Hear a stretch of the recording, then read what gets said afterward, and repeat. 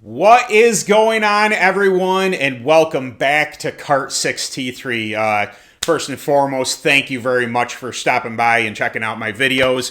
I really do appreciate it, and hopefully I'm helping some new karters or just offering some entertainment to people who have been racing for quite a while. My name is Ben. I've been racing for about 20 years. Everything from Briggs Flathead to Yamaha KT100. I raced UAS for 15, 16 years? I don't even know. Maybe not that long. I know I was administrator for 7. So there's that. Just real quick before I get to the information today. Have you ever walked out into your garage or into your barn in this case and just looked around and thought, what a freaking pigsty? And so I had to take a moment, even though you guys didn't see it, it was driving me nuts that I had let it get to the shape that it was. Even though it's the end of the season, I kind of threw everything, from the trailer in here. No big deal. I'll kind of deal with it when the spring comes.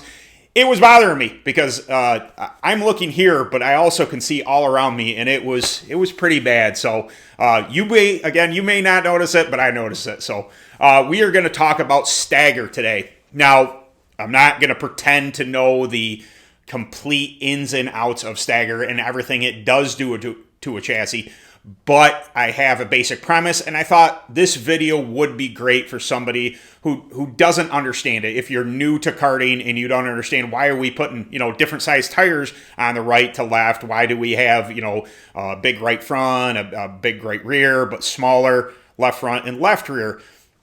So we're gonna dive up close onto my chassis. I got it broken down, body's off of it. We're just gonna take a peek. I'm gonna explain some of the dynamics behind Stagger. Again, it's not gonna be all of it. Chassis manufacturers have the ins and outs of what they like to see their Staggers do to a particular chassis, but I thought I'd just give a basic premise of what's going on there. So let me get set up here real quick. I'm going to get the cart into frame here. We're going to do some footage, and then I'll come back for a conclusion. So I'll see you in a minute.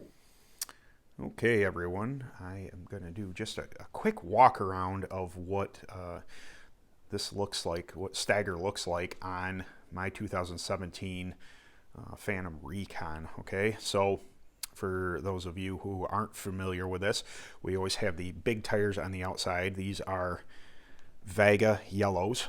MCS.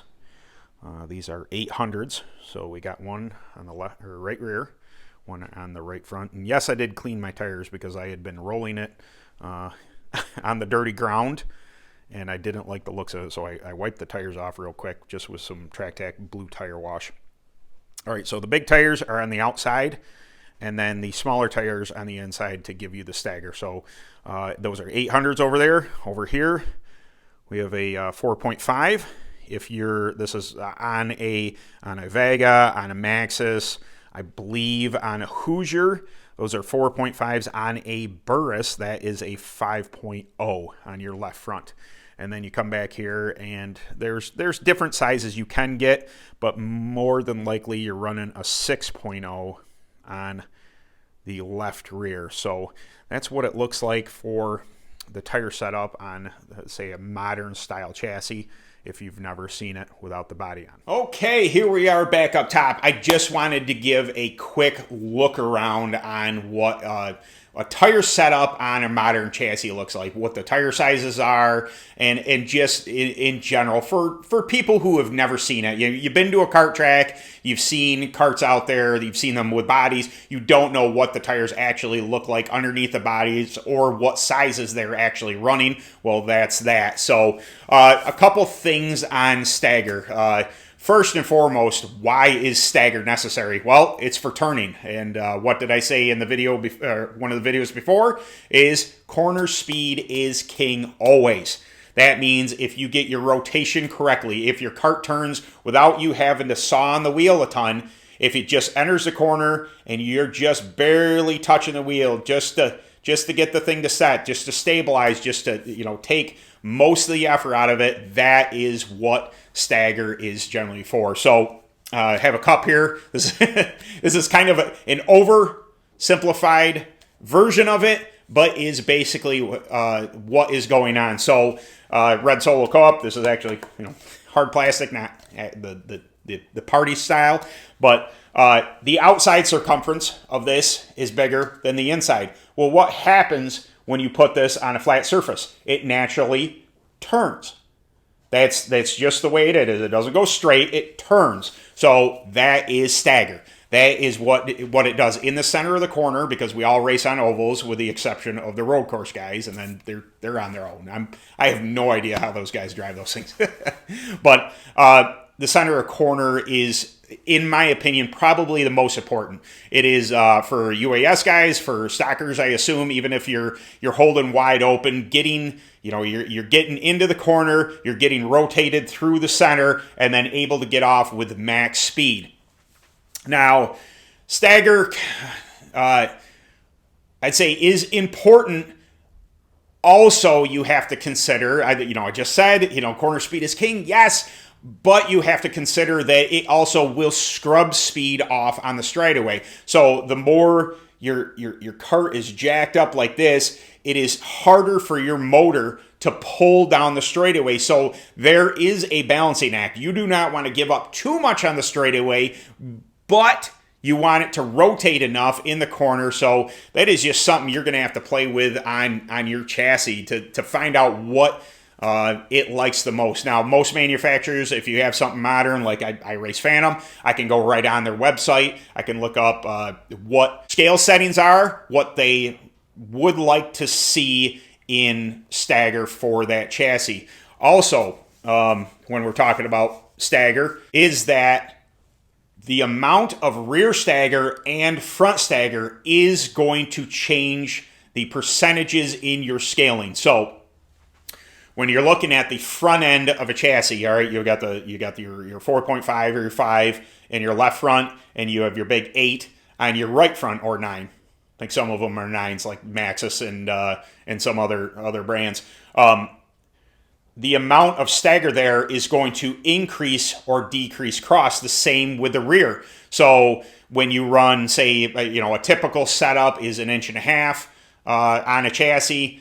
If you increase that front stagger to 1.75 inches, you are now adding more cross to it.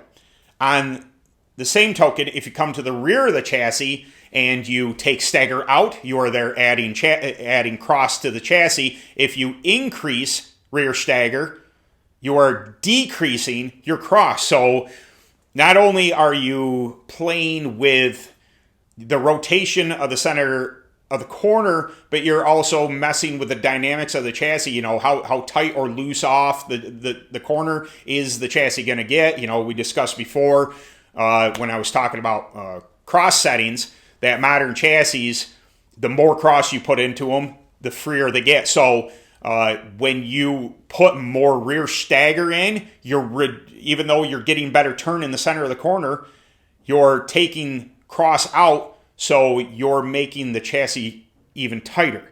So it's really hard to follow along with all that. But that's why go to your website, go to Phantom, go to Ultramax, go to Millennium, go to any of them, and look up or talk to somebody there about what staggers they prefer on what track. They will ask you, hey, what type of surface are you on? Where they might even know the track. Okay, we've had customers that have run there before that have really good results with 1.25 inch rear stagger, or 5/8. It really depends on what their chassis was designed to do and what it's gonna like. So I hope I just briefly touched on some stagger for you. I know it's confusing, and I am sorry. It has taken me quite a while to understand what exactly my chassis has done. I've been on quite a few. A better part of 10 different brands. I don't think 10 different brands of chassis since I started racing, but I have been on quite a few, and every one of them just likes a little tweak here and there. They like different front staggers, they like different rear staggers. It's finding that happy medium to where not only are you comfortable, but the cart is fast. So I guess we're going to close it out there, guys. I really do appreciate you coming by and checking out, and again, I hope I'm helping somebody understand something. I'm not the best at explaining, but I figured if there's a market for it, if I can help just one kart racer out there understand a little bit about you know, what their cart is doing, what needs to do, what other people are doing, then I'm doing my job here. So these videos are fun for me to make, and I don't mind spending a little time out in the barn, a little me time, I guess. So, all right, guys, I really do appreciate you coming by, and I'll catch you in the next video.